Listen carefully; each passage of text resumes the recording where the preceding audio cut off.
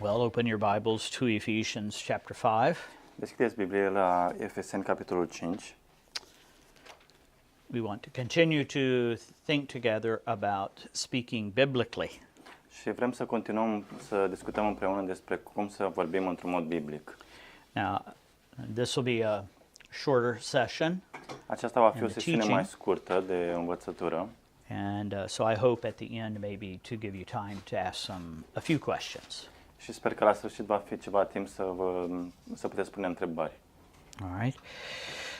And we talked about the biblical principles for for the way we talk. Am vorbit despre principii biblice pentru modul în care noi vorbim. And then Paul goes on to give us some biblical practices that affect our talk. Și Pavel continuă dându-ne câteva practici biblice care să ne influențeze modul în care vorbim. And he thinks in terms of two major categories. Pavel gândește în termenii a două categorii mari. Those things that are that prevent us from speaking and communicating in a godly way. Lucrurile care ne împiedică să vorbim într-un mod care să fie plăcut lui Dumnezeu. And then those things that encourage us to speak in a godly way. Și apoi lucrurile care ne încurajează să vorbim într-un mod plăcut lui Dumnezeu. Okay? So then Paul now goes on from that to think first of all about the things that prevent us from speaking in a godly way. Acum Pavel continuă discutând despre lucrurile care ne împiedică în primul rând să vorbim într-un mod plăcut înaintea lui Dumnezeu. Now once again, these things are being spoken of directly as being things to avoid and so on. Și din nou lucrurile acestea sunt menționate în mod direct ca fiind lucruri pe care trebuie să le evităm. But they also are impediments, they are blocks to godly speaking. Dar în același timp sunt impedimente, sunt lucruri care blochează o vorbire plăcută lui Dumnezeu. All right, chapter 5, verses 3 to 14. Capitolul 5, versetele de la 3 la 14. Însă desfrâul și necurăția de orice fel sau lăcomia nici n-ar trebui să fie pomenite între voi, așa cum se cuvine sfinților. De asemenea, gesturile nerușinate, vorbirea nesăbuită sau glumele murdare nu sunt potrivite, ci mai degrabă mulțumirile. Să știți sigur că niciun om desfrânat sau necurat sau lacom care este un idolatru n-are parte de moștenire în împărăția lui Hristos și a lui Dumnezeu. Nimeni să-l vă înșele cu vorbe goale, căci datorită acestor lucruri vine mânia lui Dumnezeu peste cei neascultători. Așadar, nu vă asociați cu ei. Odată erați întuneric, dar acum în Domnul sunteți lumină. Trăiți ca niște copii ai luminii, iar rodul luminii este găsit în tot ce este bun, drept și adevărat. Căutați să descoperiți ceea ce este plăcut Domnului. Nu luați parte la faptele nefolositoare ale întunericului, ci mai degrabă demascați-le, căci este rușinos, și numai să vorbim despre lucrurile pe care le fac ei nascuns. Tot ce este demascat de lumină devine vizibil, pentru că lumina face ca totul să se vadă clar. De aceea se spune, trezește-te tu care dormi, învie din morți, iar Hristos te va lumina. The first impediment or block to speaking in a godly way is living an impure life, verse 3. Primul impediment, primul lucru care blochează o vorbire plăcută lui Dumnezeu este trăirea într-un mod păcătos, versetul 3. We are not to live impure, immoral, or covetous lives. Nu trebuie să trăim vieți necurate, păcătoase sau vieți în poftă. When we allow these kinds of sins in our lives, we will be much more easily tempted to sins with the tongue. Când permitem aceste păcate în viața noastră, vom fi tentați mult mai ușor să păcătuim cu limba noastră. When I was preparing for this, I was reminded how often Paul puts coveting in the middle of what we think of as really bad moral sins. Și când mă gândeam la aceste lucruri, mă gândeam cât de des Pavel pune invidia sau pofta în mijlocul altor lucruri pe care le prezintă ca fiind foarte rele spiritual. Immorality, impurity, we would, those are really terrible sins. We shouldn't do those. Necurăția și imoralitatea, noi le considerăm ca fiind păcate foarte grave, n-ar trebui să le facem. Coveting, maybe not so much. Dar invidia, pofta, poate că nu atât de mult. It's an acceptable sin. E un păcat acceptabil. It's okay. E ceva ok. But Paul often puts coveting right in the middle and surrounds it even with sins like homosexuality. Dar Pavel pune de multe ori pofta, dorința în mijlocul altor păcate grave, precum chiar homosexualitatea. But notice how Paul ties these things then to the way we talk. Dar observați cum Pavel leagă aceste lucruri mai apoi de modul în care noi vorbim. And so he says we are not to engage in suggestive humor, verse 4. El spune că n-ar trebui să ne angajăm într-un umor care să sugereze lucruri păcătoase, versetul 4. Okay, you read verse 4 again for us? De asemenea, gesturile nerușinate, vorbirea nesăbuită sau glumele murdare nu sunt potrivite, ci mai degrabă mulțumirile.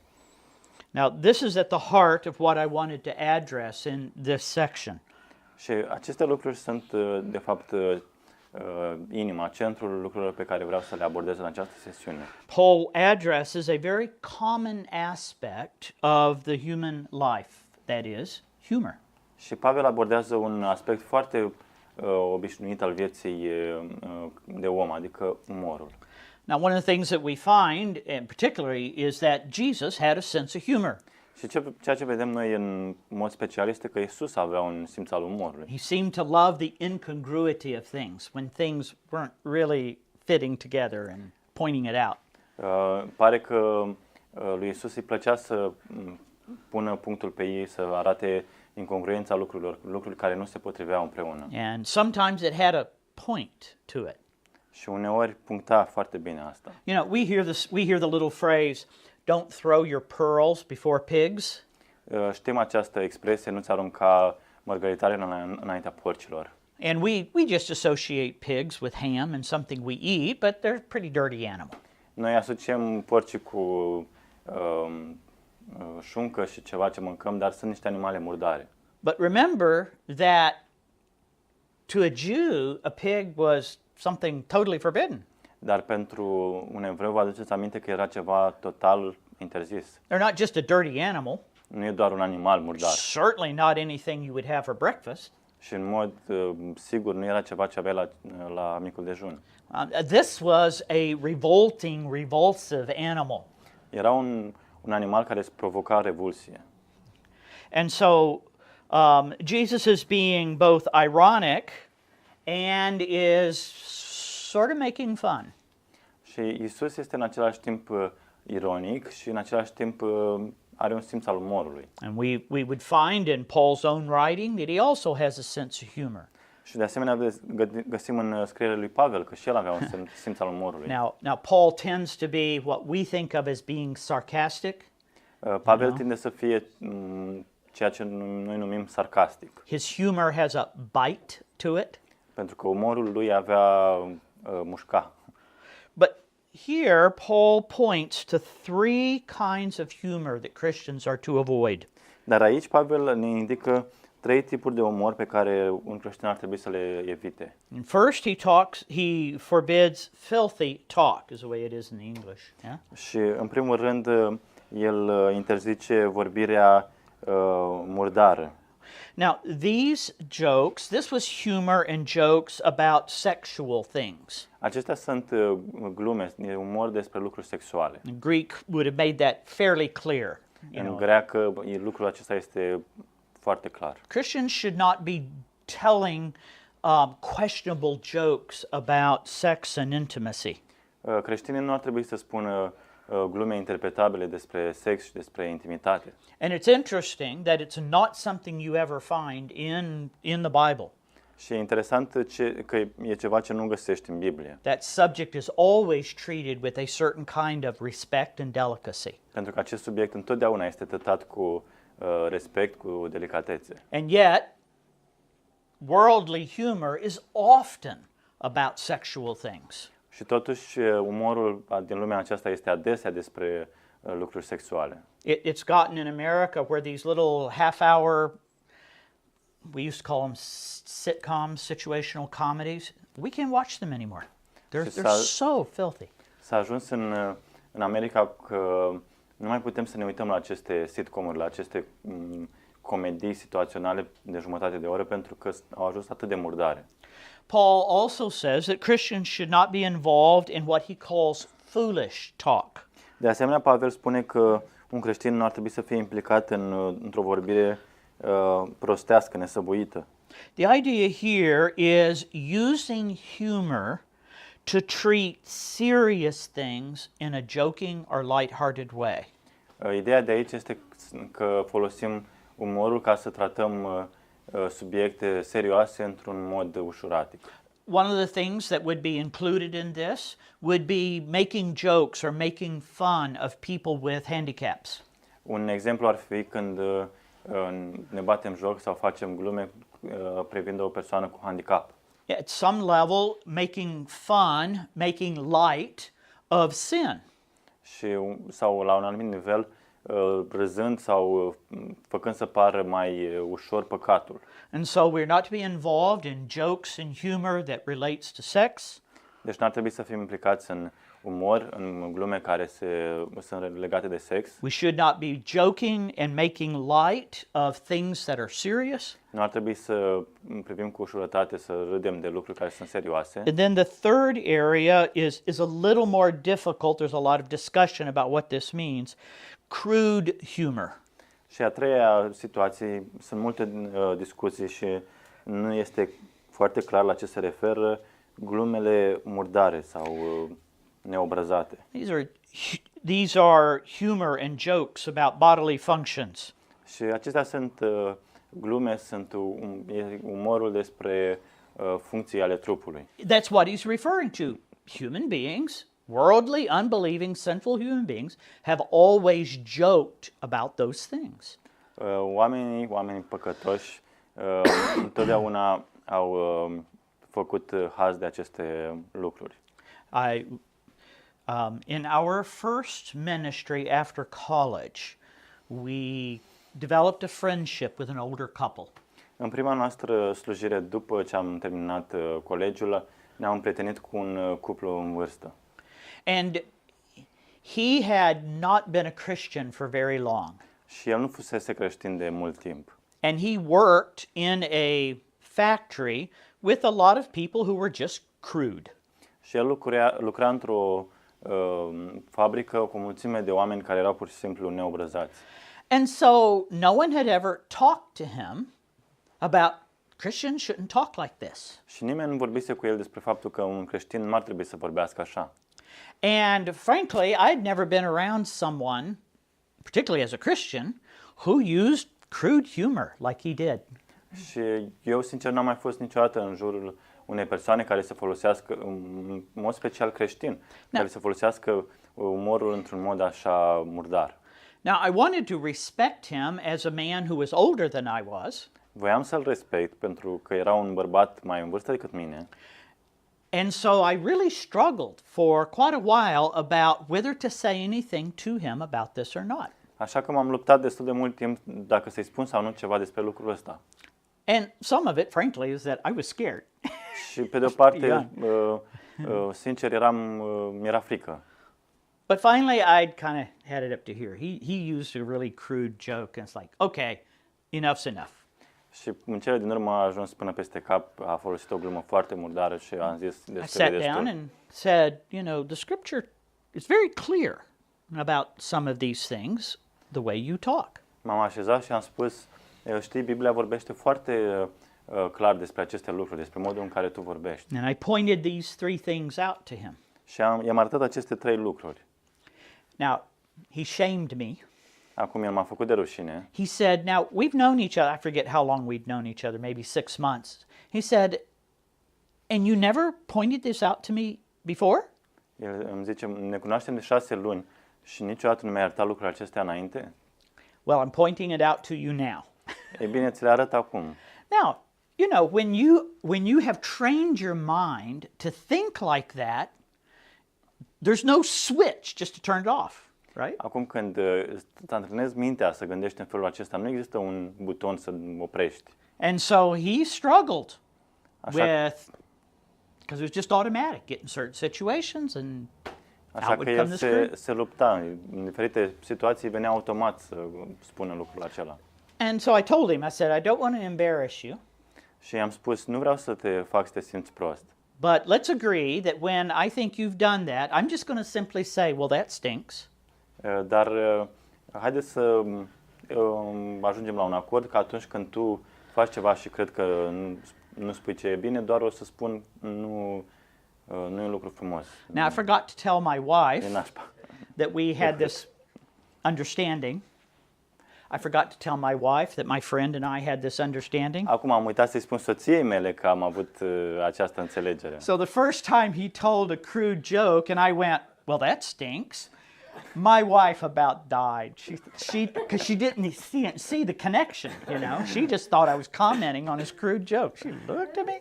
Așa că prima dată când el a făcut o glumă murdară și eu am spus e nașpa, soția mea aproape că a murit pentru că credeau că pur și simplu comentez la gluma lui proastă. Now, I notice then that Paul says the things which are out of place.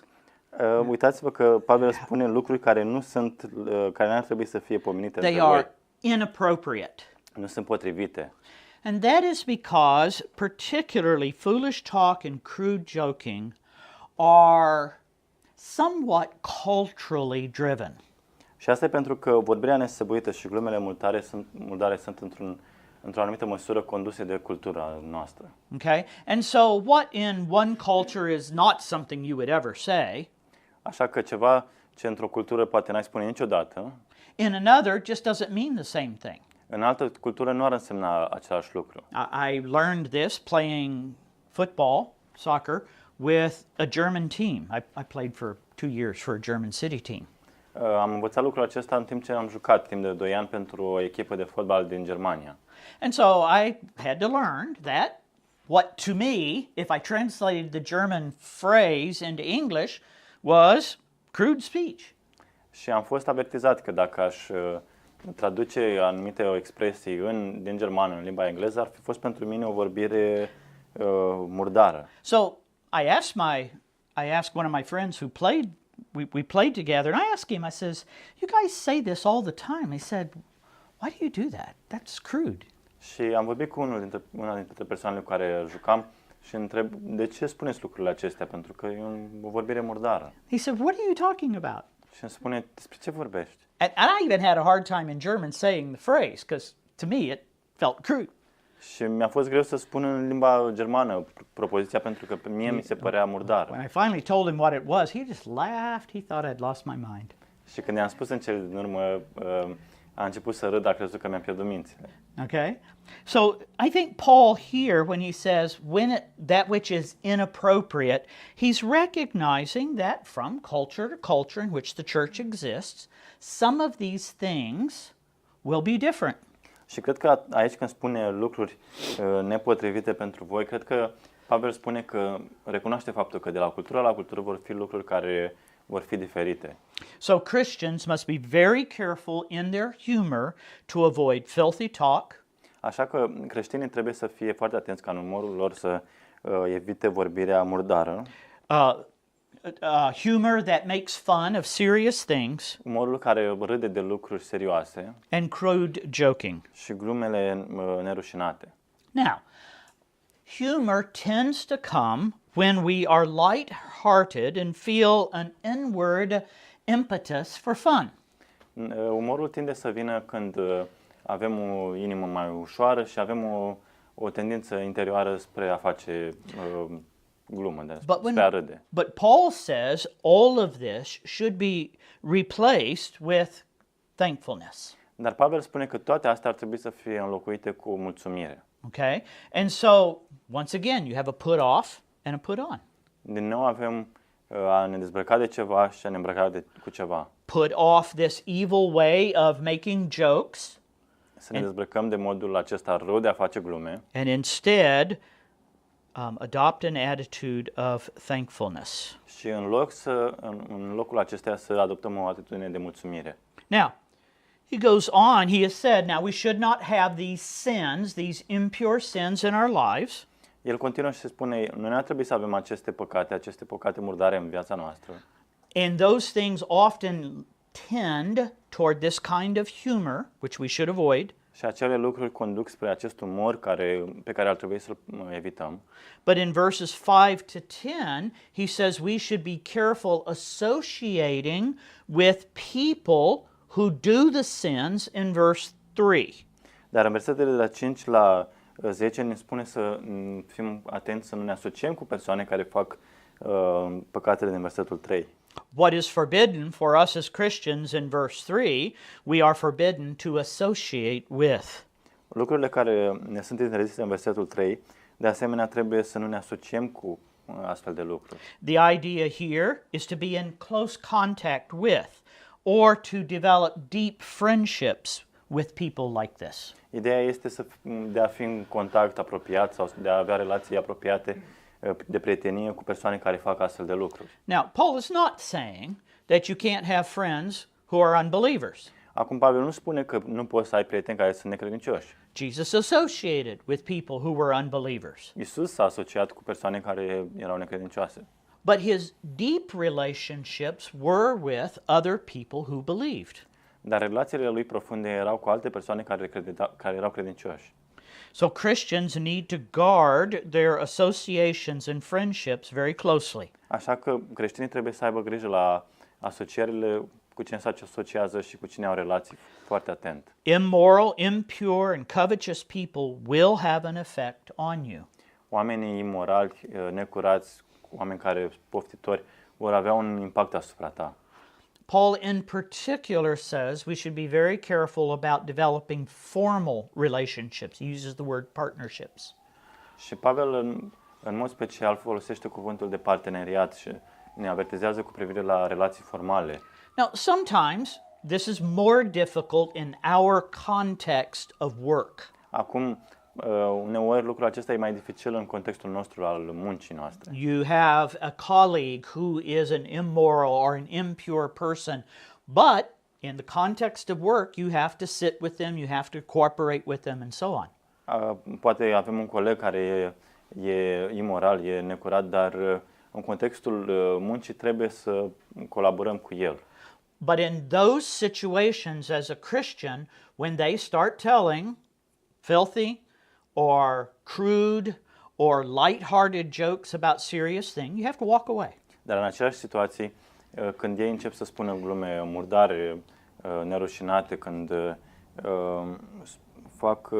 vorbesc nesăbuit, pur și simplu trebuie să pleci.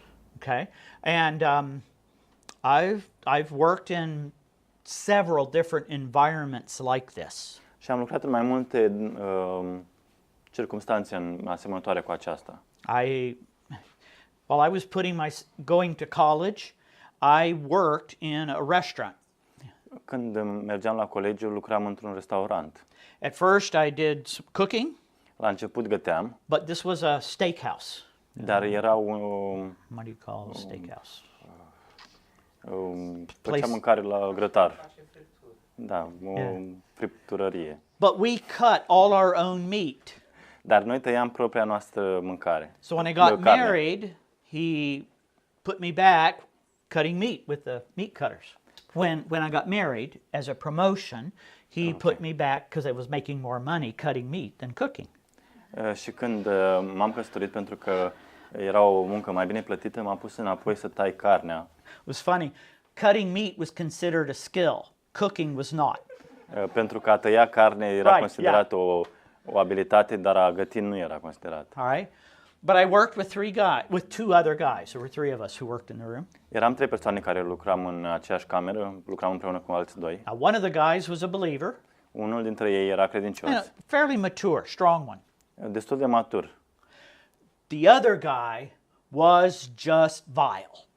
Dar celălalt era pur și simplu rău. I mean, profane.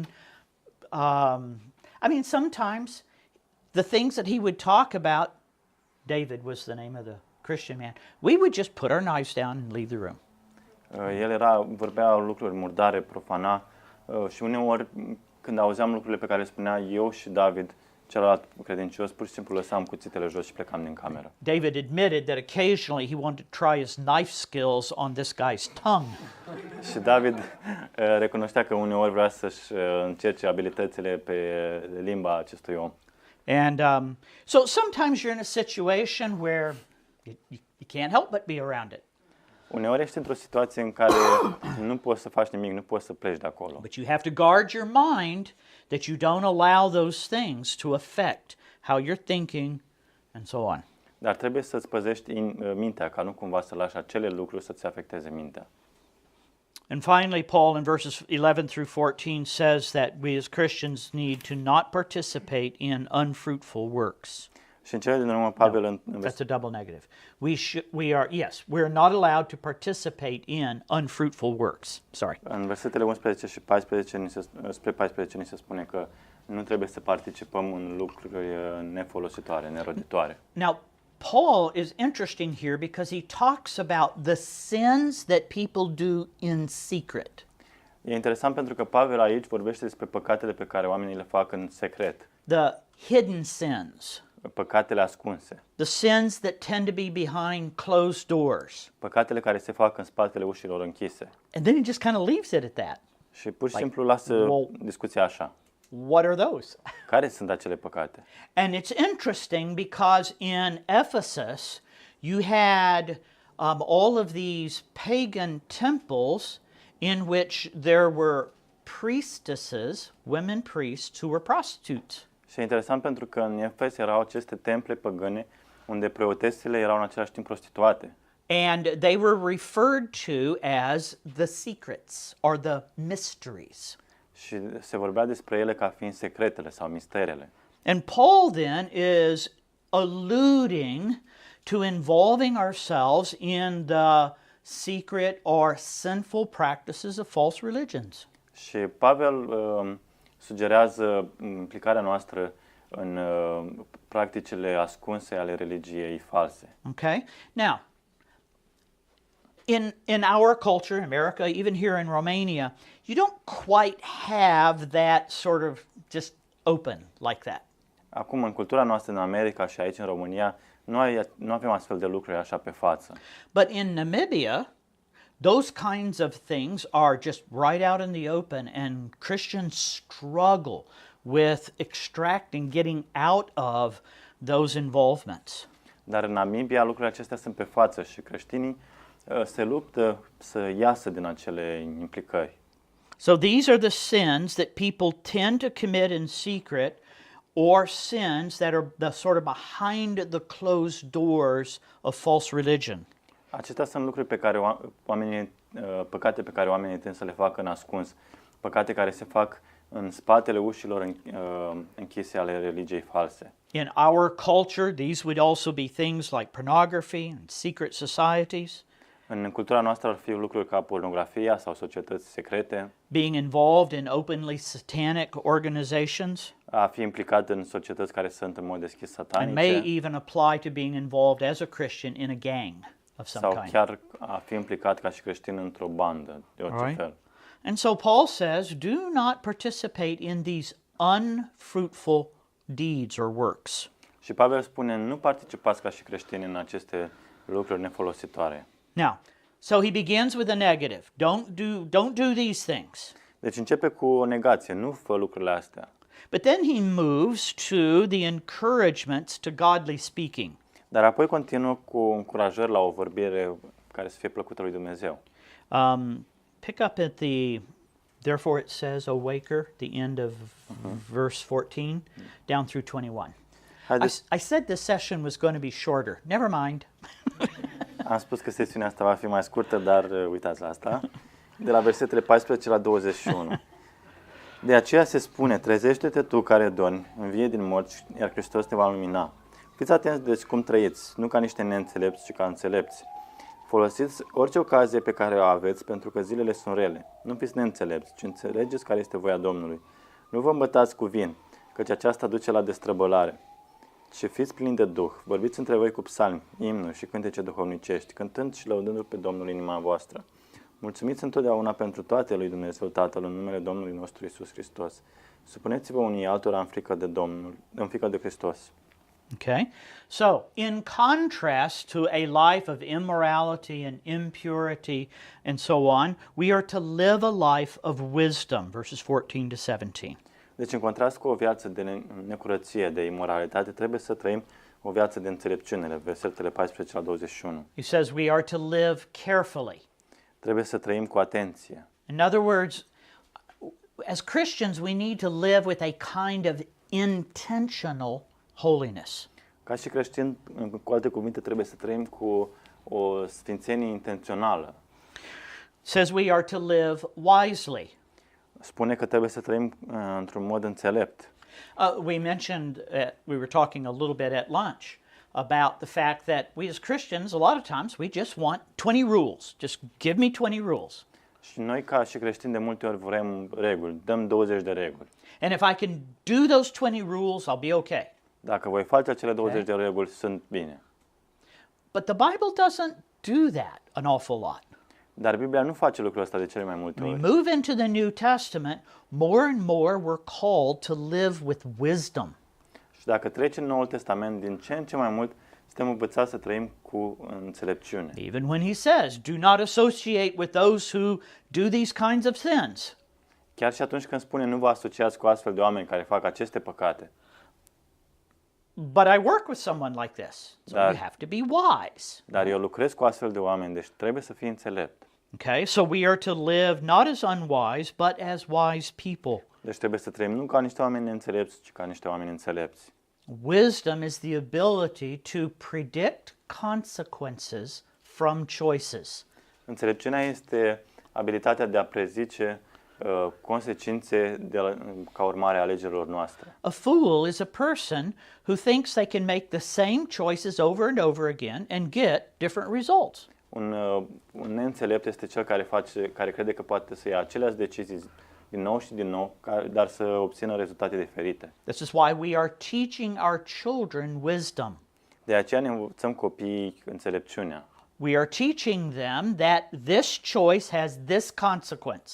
Îi învățăm că această alegere are consecința aceasta. We are teaching them to make that connection in their heart. Îi învățăm să facă această legătură în inima lor. Yet I know many adults who are very foolish. Dar totuși știu foarte mulți adulți care sunt foarte neînțelepți. They are simply unable to predict the consequence from their choices. Pur și simplu nu sunt în stare să prezic consecința alegerilor lor. Christians are to live wisely. Creștinii trebuie să trăiască într-un mod înțelept. We are to live intentionally. Trebuie să trăim într-un mod intențional. And then if I can put it this way, we are to live efficiently. Și dacă aș putea să o pun așa, trebuie să trăim eficient. Now he says, make the best use of time because the days are evil. Spune, trebuie să folosim timpul cât mai bine pentru că zilele sunt rele. All right? And Paul's just basically saying, you know, use your time wisely. Și Pavel spune de fapt, folosește timpul în mod înțelept. It is so easy just to fritter away time, and the next thing you know, things that you should have gotten done aren't done. And what did you do? E foarte ușor să risipești timpul și imediat lucruri care ar trebui să fie făcute nu sunt făcute. Și ce mai faci? Now my wife is the model of living efficiently. Acum soția mea este modelul la unei vieți trăite eficient. Up at a certain time every day, Se trezește la un anumit moment în does her fiecare zi, exercises, își face exercițiile, has her breakfast, își ia micul dejun and then before she does any of her tasks, she sits down for an hour to hour and a half, reads her Bible, prays, those kinds of things. și înainte de a face orice altceva, timp de o oră și jumătate, citește Biblia, se roagă și face aceste On lucruri. certain days, she has certain tasks that she gets done. Și în anumite zile, în anumite task-uri, lucruri, sarcini pe care le face. I started working from home on Mondays. Am început să lucrez de acasă We lunea. had so many counselors in our office that they needed my office for counseling. Erau atât de mulți consilieri în biroul meu încât aveau nevoie de biroul meu pentru consiliere. But guess what Mondays are for Esther? Dar ghiciți ce sunt lunile pentru Esther. They're vacuuming. Ea dă cu aspiratorul. And then here I am sitting in my office, you know, and she needs to vacuum around me. Și uite că eu sunt No. în birou și ea are nevoie să dea cu aspiratorul în jurul meu. So I told her, just leave the vacuum cleaner at the door, and when I take a break, I'll vacuum. And I could feel her going, are you going to do it right? You know? Și i-am spus, lasă aspiratorul la ușă și când am o pauză o să dau eu cu aspiratorul. Și ea, oare o să faci lucrul ăsta bine? And then when she has time set aside to read, so she reads every day. Și apoi ea are timp pus deoparte pentru a citi și citește în fiecare zi. She walks, probably about 5 kilometers most days. Merge pe jos aproximativ 5 km în majoritatea zilelor. She counsels, she writes, she studies, she prepares meals. She's a model of this kind of making the most of the time that she has. She doesn't waste time. Ea consiliază, ea scrie, ea pregătește masa, e un model de a folosi timpul bine, nu risipește timpul. I used to call her at home when, from work, and I would call her on the phone, and I would ask her, "How are you doing?" "Okay." "How's your day going?" "Good." "Do you want to talk?" "No, not really." Obișnuiam să sun de acasă de la muncă și să o întreb, ce mai faci? Sunt bine. Cum e ziua ta? E bine. Vrei să vorbim? Nu chiar. She asked me one time recently, she says, "You don't call me from work anymore." Și recent îmi spune, nu mă mai sun de la muncă. "Why should I?" De ce ar trebui să te I sun? mean, you could play a tape recording. Ai putea să pui pur și simplu o casetă. All right. It is interesting though when I call from overseas. So when I call from here at a time where, okay, you need to manage the time. Yeah, she's got a lot to talk about. Și e interesant că atunci când o sun de aici și nu prea am timp și trebuie să administrez bine timpul, ea are o mulțime de lucruri de spus. Now I had just the opposite. We had a man who was on our staff for a while. Avem chiar opusul, un bărbat care a lucrat cu noi pentru o perioadă. I don't think he had a lot to do, Nu cred că avea multe de făcut, but he didn't get done what he had to do. dar nu făcea ce trebuia să facă. You looked under his desk and there would be 2 boxes of papers and books and plus all the stuff scattered on his desk. Și te uitai sub biroul lui și erau 2 cutii cu foi, cu cărți, plus tot ce era împrăștiat pe biroul lui. Took him forever to find stuff. Îi lua o veșnicie să găsească lucruri. Didn't live efficiently. Nu trăia într-un mod eficient. He didn't redeem the time very well. Nu răscumpăra timpul foarte bine. Now, he didn't see this as a problem. This was just the way his mind worked. El nu vedea lucrul ăsta ca o problemă, doar așa funcționa mintea lui. Yeah, okay. Anyway, so we should live carefully and wisely. Deci noi trebuie să trăim într-un mod atent, cu înțelepciune. We should live with a sense of making the most of the time that God has given us. Ar trebui să trăim cu simțul ăsta de a folosi cât mai bine timpul pe care Dumnezeu And ne-l-a then dat. we should also live with a certain sense of discernment. Și ar trebui să trăim cu un simț al discernământului. We are to know what God's will is. Ar trebui să știm care este voia lui Dumnezeu. So we are to live a life of godly wisdom. Deci trebuie să trăim o viață de înțelepciune după voia lui Dumnezeu. And when we live a life of godly wisdom, then we will be less tempted to sin in our speech. We're going to see how that works in just a minute. Și când vom trăi o viață de înțelepciune duhovnicească, vom fi tentați, vom fi ispitiți mai puțin să păcătuim în vorbirea noastră. One of the other encouragements to godly speaking is being filled with the Spirit. O altă încurajare la vorbirea plăcută lui Dumnezeu este a fi plin de Duhul. Now, we are not to speak in such a way as grieves the Spirit, Acum nu trebuie să vorbim într-un mod care să-l întristeze pe Duhul, but on the other hand, being filled with the Spirit helps us to speak in a way that is pleasing to the Lord. dar pe de altă parte a fi plin de Duhul ne ajută să vorbim într-un mod care este plăcut înaintea Domnului. Now, Paul says to avoid the excesses of drinking, which leads to a lack of self-control. Pavel spune să evităm excesele băutului care duce la o lipsă de autocontrol. We are to aim to be filled with the Spirit, which leads to self-control. Și spune că trebuie să avem ca țintă să fim plini de Duhul Sfânt care duce la autocontrol. Okay? And so, when we are filled with the Spirit, it doesn't cause us to act like we're drunk. Atunci când suntem plini de Duhul, nu ne face să ne purtăm ca și cum am fi beți. Being filled with the Spirit causes us to live with a sense of sober, serious self-control. A fi plin de Duhul ne face să trăim într-un mod sobru, într-un mod serios, plin de autocontrol. All right? So live a life of wisdom, Trăiți o viață de înțelepciune, be filled with the Spirit. fiți plini de Duhul Sfânt. Then what overflows is singing to one another in psalms and hymns and spiritual songs. Și apoi ce dă peste asta este a vorbi unii cu alții cu psalmi, imnuri și cântece duhovnicești. Now, so being filled with the Spirit then causes us to encourage one another, and he talks about in terms of singing. A fi plin de Duhul Sfânt ne face să ne încurajăm unul pe altul și Pavel aici vorbește în termenii cântatului. Christians have always been a singing people. Creștinii au fost întotdeauna un popor care cântă. And so from the very beginning of the church, they even at the Lord's table, right? They sang a hymn and they left. Chiar de la începutul bisericii și chiar la cina Domnului au cântat un cântec și apoi au plecat. All right, so the result of being filled with the Spirit is biblical songs in a variety of types. A fi plin de Duhul rezultă în cântece biblice într-o varietate de tipuri.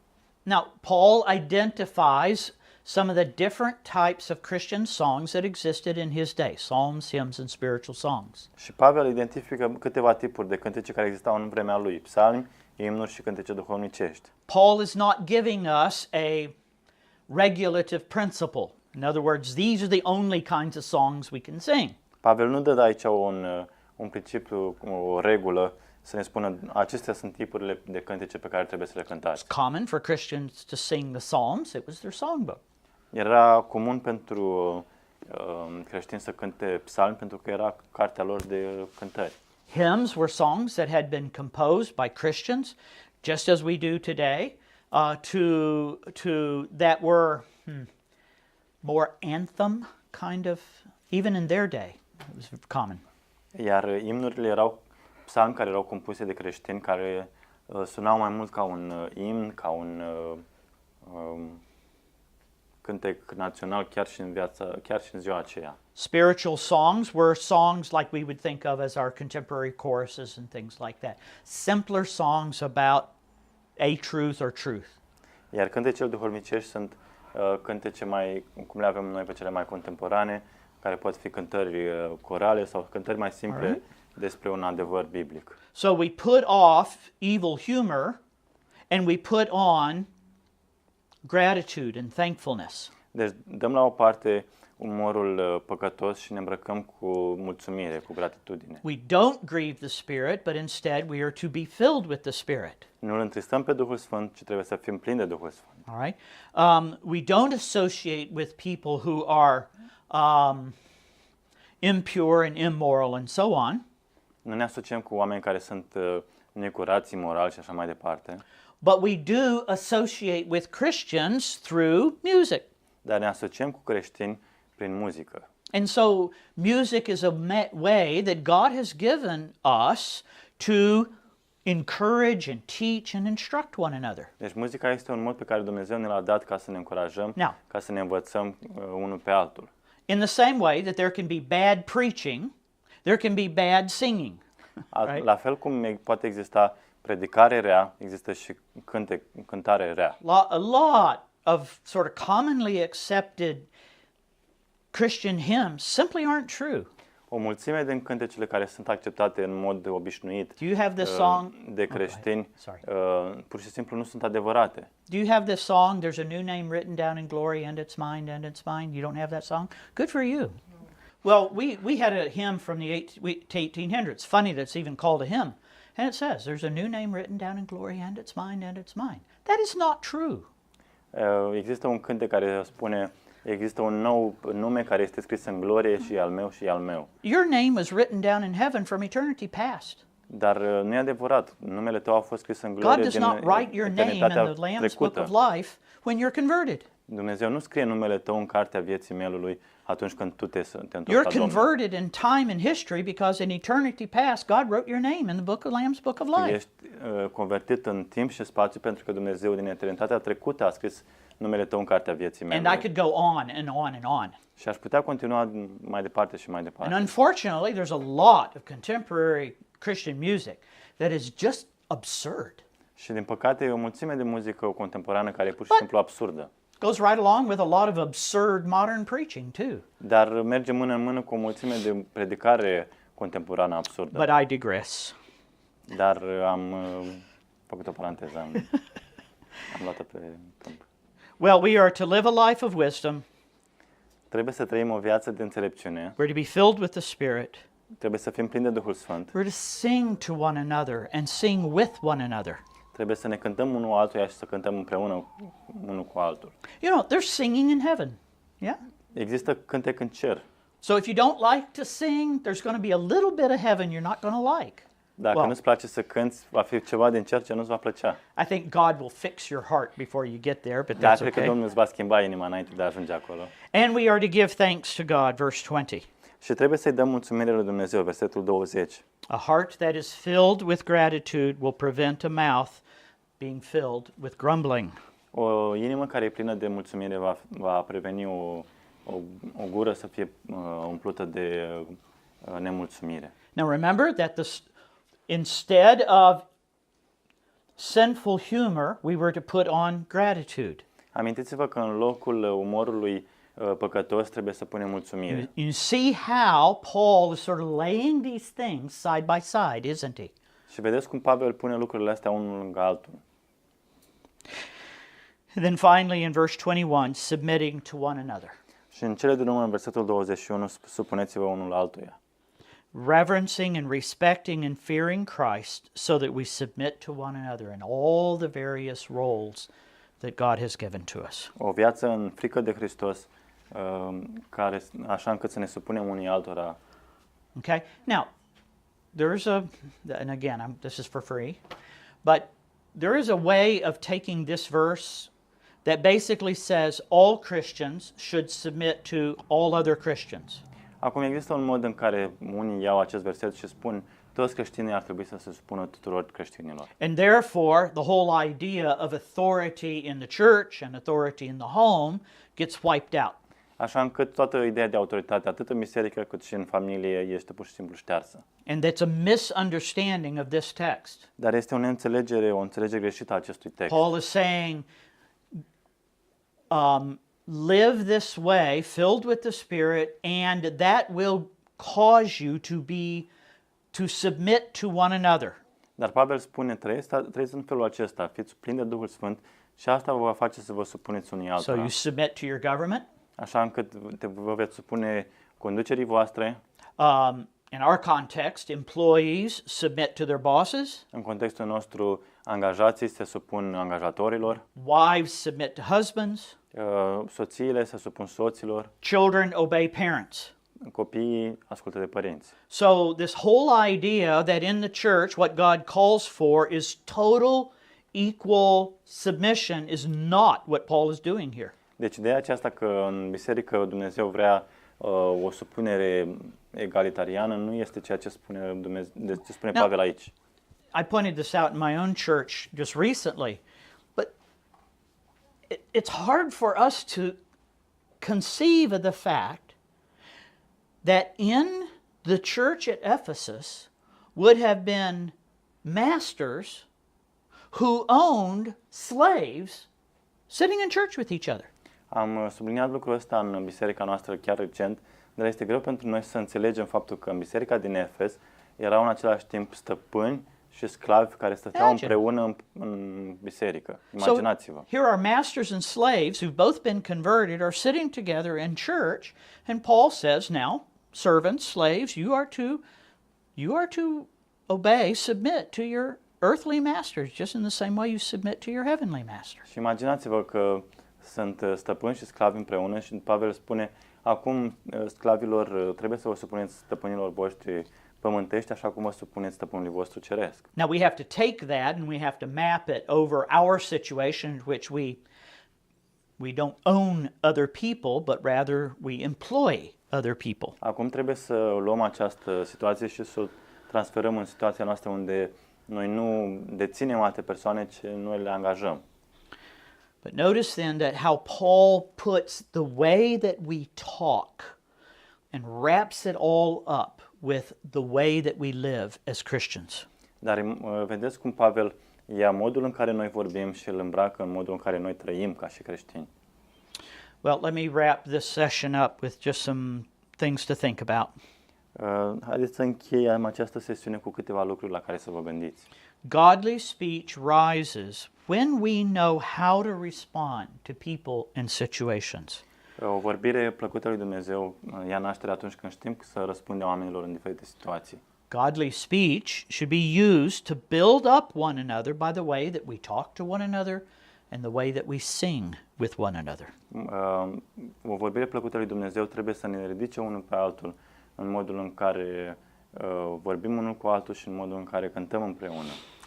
And if you are struggling with ungodly speech at home or work or school, Și dacă te lupți cu o vorbire neplăcută lui Dumnezeu acasă, la lucru sau în biserică, check your life to see if you are involved in sin.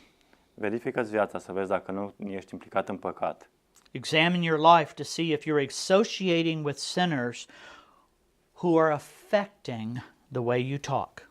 Examinează-ți viața dacă nu cumva ești în asociere cu oameni păcătoși care îți afectează modul în care vorbești. And finally, is your life marked by the kind of joyful, kind, godly speech that pleases God and edifies others? Și în cele din urmă, este viața ta marcată de această vorbire bucuroasă și plină de bunătate care e plăcută lui Dumnezeu și care îi crește pe ceilalți. Well, I pray that our time together has encouraged you, and be careful that our speech is always pleasing to the Lord. Și mă rog ca timpul nostru de împreună să fi fost de folos pentru voi și doi, fiți atenți ca vorbirea voastră să fie întotdeauna plăcută Domnului. Amen?